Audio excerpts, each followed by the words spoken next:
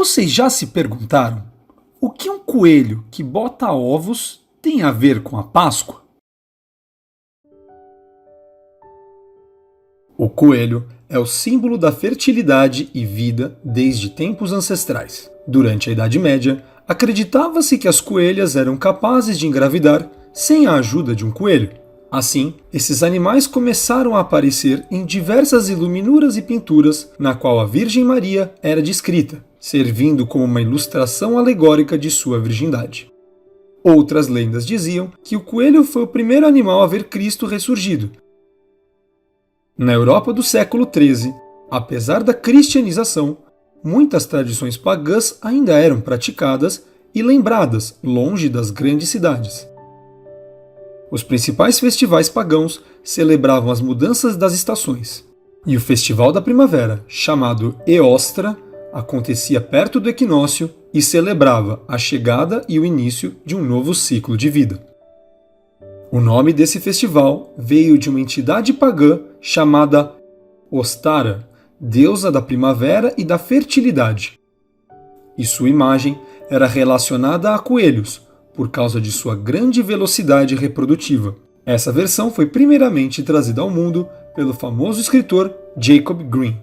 O coelho começou a ser usado como símbolo da Páscoa entre os protestantes alemães do século XVI. A primeira referência moderna de um coelho que bota ovos se encontra em um texto alemão de 1572. Essa lenda conta a história de uma mulher pobre que espalha ovos pela sua propriedade para que suas crianças encontrem. Ao encontrar os ovos, as crianças viram uma lebre fugindo da propriedade e acreditaram que tinha sido ela a deixar os ovos. Em 1682, temos o primeiro registro oficial sobre uma lebre que escondia ovos no jardim. O texto trata a história de uma lebre como uma fábula antiga e serve como uma advertência médica para as crianças que comiam os ovos de Páscoa e acabavam tendo dores de barriga.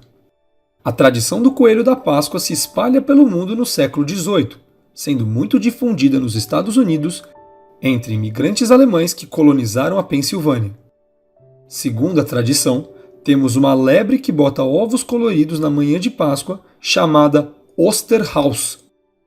As crianças faziam pequenos ninhos para receber os coloridos ovos. Eventualmente, esse costume alemão se espalha pelo país, e o arisco coelho passou a entregar outros presentes, incluindo chocolate e outros docinhos, e cestas decoradas substituíram os humildes ninhos tradicionais. No final do século XIX, já era possível achar coelhos de chocolate e ovos de Páscoa ao longo de todos os Estados Unidos.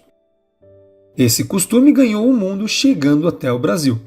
Algumas cidades no interior da região sul ainda mantêm as tradições dos colonizadores alemães e, entre elas, o costume de decorar a cidade com ninhos cheios de ovos. No resto do país, o Sr. Coelho começou a trazer ovos de chocolate, ao invés dos simples ovos pintados e alguns docinhos. Muito mais generoso que seu primo americano. Seja qual for a origem, nos dias de hoje, o coelho é parte fundamental do imaginário deste período festivo, que celebra a vitória da vida contra a morte.